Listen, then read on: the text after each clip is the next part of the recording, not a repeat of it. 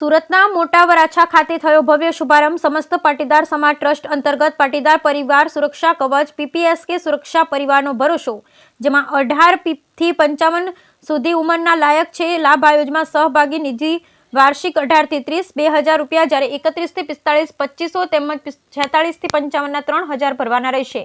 પરિવારના સભ્યોનું આકસ્મિક મૃત્યુ થાય છે ત્યારે 10,000 લાખની સહાય મૃત્યુ પામનાર વ્યક્તિ મળે છે.